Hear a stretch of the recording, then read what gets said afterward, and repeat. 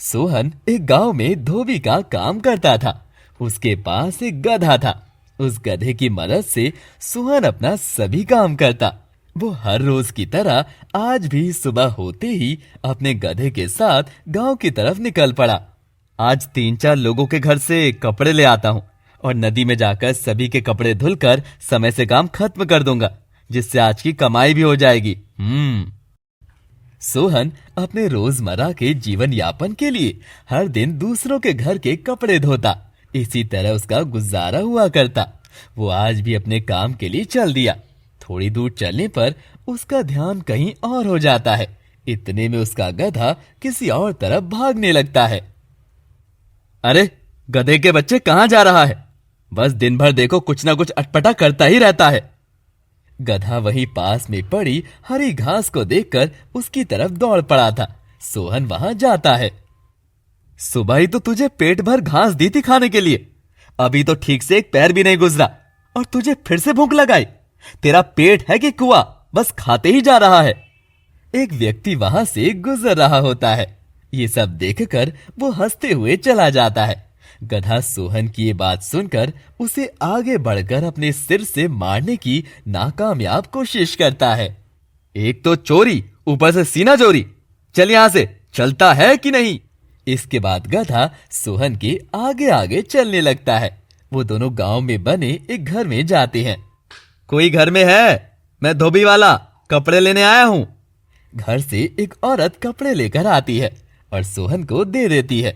सोहन वहां से कपड़े लेकर चल पड़ता है और गांव के पास बनी हुई नदी पर आकर रुकता है।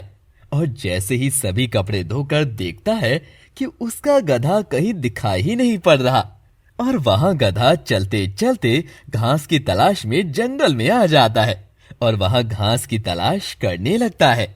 घास की तलाश में वो दर दर भटकता रहता है।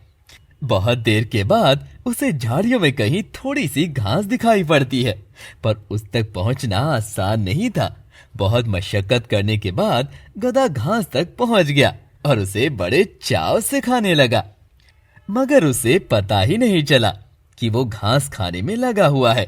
उसके सिर में 2 पेड़ की सूखी हुई डालियां लग जाती हैं, जो किसी सींग की तरह लग रही थी। वो अपने सिर में लगे सींग के साथ वैसे ही जंगल में घास की तलाश में फिर से घूमने लगता है। रमा, जो कि उसी गांव में रहती है, लकड़ी की तलाश में जंगल आती है। वो गधे को सामने से अपनी ओर आता देखकर बहुत चौंक जाती है। रमा उस गधे को देखकर बहुत डर जाती है और गधा भी धीरे धीरे उसकी तरफ बढ़ता रहता है। ये देखकर वो वहां से उल्टे पांव गांव आ जाती है। गांव में उसे एक औरत मिलती है। क्या हुआ बहन, इतनी तेजी से कहाँ भागे जा रही हो? आखिर क्या हुआ तुम्हें? क्या बताऊं बहन, मैं जंगल में लकड़ी लेने गई थी। वहां पर मैंने एक अजीब से जानवर को देखा, जो देखने में किसी घोड़े जैसा लग रहा था, लेकिन उसके सिर पर 2 लंबे से सींग लगे हुए थे। क्या सच में? पर इसमें डरने की क्या बात है? होगा कोई जानवर। डरने की बात क्यों नहीं है? वो जानवर अपने सींग बढ़ाए मेरी तरफ ही आ रहा था। कहीं वो आगे बढ़कर मुझे चोट पहुंचा देता तो मेरा दिन इस दुनिया में पूरे हो जाते। तुम भी कितनी डरपोक हो, एक छोटे से जानवर से डरकर भाग आई। अरे कहना तो बहुत आसान है, तुम वहां होती तो पता चलता। ये सुनकर वो औरत बहुत हंसती है और रमा गुस्सा होकर अपने घर चली जाती है। और वहां धोबी सोहन भी सभी कपड़े धोकर वापस गांव आकर दे देता है और अपने घर आ जाता है। अगली सुबह सोहन अपने गधे की तलाश में घर से निकल जाता है। पता नहीं ये गधे का बच्चा कहाँ चला गया। पहले कभी ऐसा होता था तो शाम होते ही घर को आ जाया करता था, पर अब तो दूसरा दिन भी हो गया है और इसका कुछ अता पता नहीं है। न जाने किधर चला गया। एक काम करता हूं, वहीं जाकर नदी के पास देखता हूं। वो हमेशा घास की तलाश में लगा रहता है। नदी के पास ही कहीं पर भटक रहा होगा। सोहन वहां से सीधे नदी की तरफ बढ़ने लगता है। नदी पर पहुंचने के बाद सोहन गधे की खूब तलाश करता है, लेकिन उसे गधा कहीं दिखाई नहीं पड़ता। न जाने ये गधा कहां चला गया। दूर दूर तक कहीं दिखाई ही नहीं पड़ रहा। नदी में तो सब जानवर पानी की तलाश में आते ही हैं। अब तो दोपहर भी हो गई है। तभी उसकी नजर जंगल की तरफ जाती है। कहीं ये घास की तलाश में जंगल तो नहीं चला गया? अब इस बेअक्लमंद जानवर को क्या पता कि जंगल में जंगली जानवर रहते हैं जो किसी न किसी जानवर की तलाश में लगे रहते हैं। अगर ये किसी जानवर के हत्थे चढ़ गया तो उसका राम नाम सत्य हो जाएगा। चलो एक बार जंगल भी जाकर देख लेता हूं। अगर इसकी किस्मत अच्छी रही तो अभी तक जीवित होगा। सोहन जंगल की तरफ बढ़ने लगता है। बहुत देर चलने के बाद उसे दूर से एक जानवर घूमता हुआ दिखाई देता है।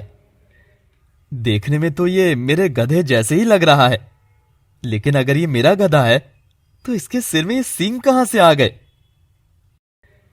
सोहन बहुत हैरान हो जाता है कि आखिर ये कौन सा जानवर है जो दिखने में बिल्कुल मेरे गधे जैसा लग रहा है।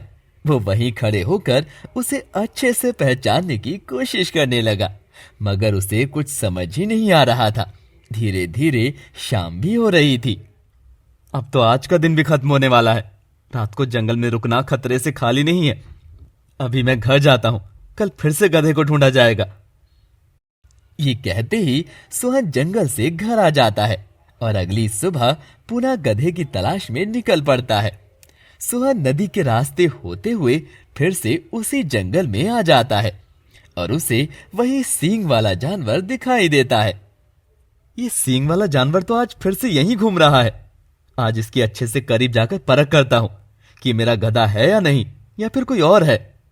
सोहन धीरे धीरे उसके पास जाता है और जैसे ही उसे करीब से देखता है जोरों से हंसने लगता है।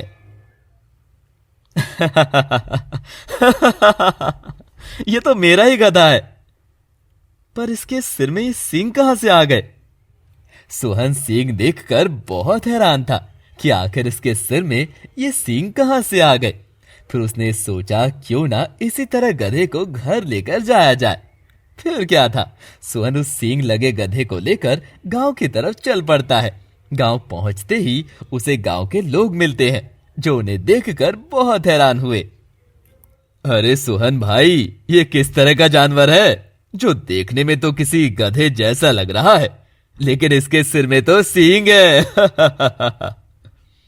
ये वही खूंखार जानवर है जिससे रमा बहन जंगल से डरकर गांव की तरफ भाग आई थी। नहीं नहीं, ये वो जानवर नहीं है जिसकी मैं बात कर रही थी। आखिर इस गधे से भी कोई डर सकता है क्या? रमा को अपने आप पर बहुत गुस्सा आता है कि आखिर वो एक साधारण जानवर से कैसे डर सकती है। सोहन, अब तुम ही बताओ कि आखिर ये कौन सा जानवर है? सभी सोहन के बोलने का इंतजार करने लगते हैं। गांव वालों, ये कोई जंगली या खूंखार जानवर नहीं है। ये मेरा प्यारा दुलारा सबसे बहादुर गधा है। गांव के सभी लोग सोहन की बात पर बहुत हंसते हैं और अपने अपने घर चले जाते हैं।